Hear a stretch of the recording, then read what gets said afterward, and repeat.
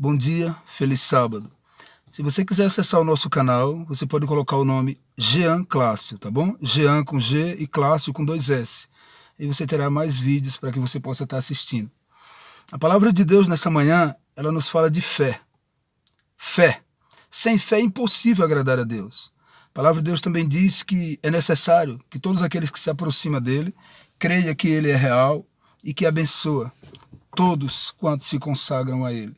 Eu queria que você abrisse sua Bíblia comigo e lesse no livro de Hebreus, no capítulo 12, que diz o seguinte: portanto, também nós, considerando que estamos rodeados por tão grande nuvem de testemunhas, desembaraçemo-nos de tudo o que nos atrapalha e do pecado que nos envolve, e corramos com perseverança a corrida que nos está proposta.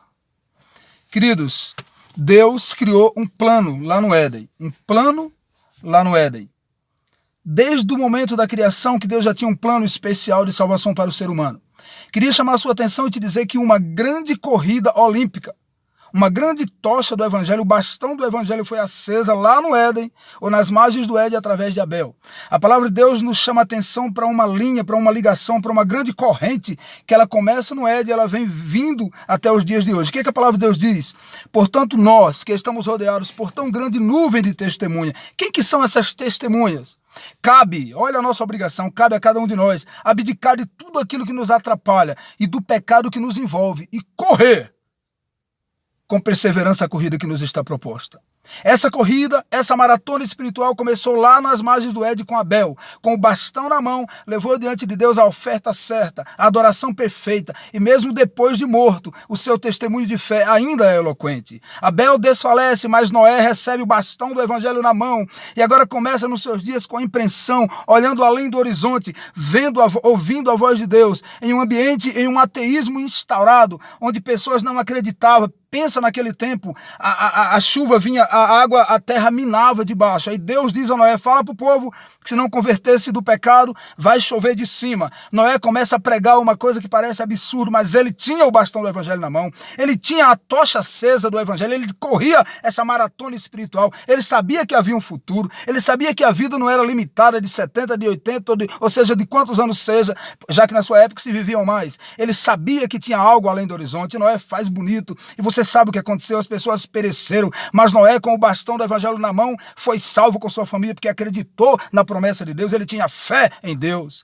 Noé desfalece, a tocha do Evangelho, o bastão do Evangelho passa para a mão de Abraão. Abraão faz proezas em um lugar estranho, não conhecia o Senhor Jeová, ele ouve a voz de um Deus estranho para uma terra que ele não conhecia, mas ele acreditava, ele tinha um sentimento, ele tinha um emocional que dizia que tinha um Pai do céu, que tinha um Deus que o amava, que tinha um Deus que visitava, e ele agora sai da sua parentela para um lugar sem saber para onde ia, com o bastão do Evangelho na mão, com a tocha acesa na mão. Diz a expressão bíblica que Abraão creu contra a esperança, vivenciando as promessas, achando o lugar que Deus o prometeu, conhecendo o Senhor Deus dos céus. Agora o filho da promessa é proposto que crucifique no Monte Moriá. Ele creu contra a esperança. Imagina a voz do diabo dizendo a Abraão, essa não pode ser a voz de Deus. Deus deu o filho da promessa, agora está mandando tu matar. Deus deu o filho da... Imagina no ouvido de Sara, mas Abraão tinha o bastão do Evangelho na mão. Ele sabia que podia confiar, ele não se deixava confundir por os ventos contrários, por as luzes laterais, por a dormência de Babilônia. Ele confiava no chamado, ele sabia em quem tinha crido, ele sabia do plano e do propósito de salvação de Deus na sua vida. E Abraão faz bonito e desfalece, a tocha do Evangelho passa para a mão de Jacó. E você observa Jacó, o grande homem de Deus, o grande herói da fé, lá no Egito, abençoando os filhos de José com a ponta do seu cajado, apontando para um futuro. José dizendo, dando ordem acerca dos seus ossos, dizendo, eu não quero ficar aqui no Egito, eu quero que me leve para a terra onde eu nasci, porque Deus visitará o seu povo e tirará e libertará das mãos do faraó. Fé, perspectiva positiva, confiança no sangue de Deus, no sangue de Jesus Cristo, na proposta do Evangelho desde a eternidade. E agora nós vemos a tocha na mão de Moisés, e Moisés saiu, recusou ser aclamado como filho da filha do faraó, preferindo sofrer com o povo de Deus a desfrutar os prazeres que o pecado era capaz de proporcionar por curto período de tempo. E Moisés fez grandes proezas, o mar vermelho se abriu, houve chuva de codornizes, houve água da rocha, e grandes proezas foi feito através de um grande homem de Deus que andava com o bastão do Evangelho da fé. Que exemplos mais darei? Não tenho tempo para falar sobre a devoção de Gideão, de Baraque, de Sansão, de Jefte, de Davi, Samuel e os profetas, homens dos quais o mundo não era digno, pela fé alcançaram promessas, venceram a força do fogo, escaparam do fio da espada. As mulheres pela fé receberam seus mortos de volta à vida, e muitos foram humilhados, torturados, maltratados e não cederam a fim de alcançarem uma melhor ressurreição. Eles fitavam aquele que era invisível, eles acreditavam que tinha algo no porvir, eles acreditavam que tinha algo especial que aconteceria. Sabe, queridos, e a sua atenção eu chamo agora, nesse momento, todos estes, apesar de ter o testemunho pela fé, ainda não alcançaram a promessa, provendo Deus alguma coisa melhor ao meu e ao teu respeito, para que todos esses, sem nós, não fossem aperfeiçoados. Esses homens de Deus, com exceção de Enoque e de Moisés, todos jazem na sepultura. Todos estão dormindo na sepultura esperando, porque Deus disse, eu penso no meu servo que vai viver no século 21, eu penso no meu filho que eu vou gerar e que existirá no século 21, e na frente terá muitas pessoas que eu quero salvar, porque o céu é uma cidade gigantesca, onde eu quero o maior número de pessoas. Todos jazem na sepultura esperando por mim e por você. Portanto, também nós, eu e você, já que estamos rodeados por tão grande nuvem de testemunhas, cabe a cada um de nós desembaraçar de todo o erro e do pecado que tão de perto nos rodeia e correr com perseverança a corrida que nos está proposta, olhando para Jesus, autor e consumador da nossa fé. E você, querido, qual é seu grande feito? Qual é o grande exemplo de fé que você está dando? Tem uma nuvem de testemunha. O autor de Hebreus compara a fé cristã a uma corrida olímpica, antigo esporte grego no qual os competidores teriam que correr, que vencer os cerca de 42 quilômetros que ligava a cidade de Maratona a Atenas.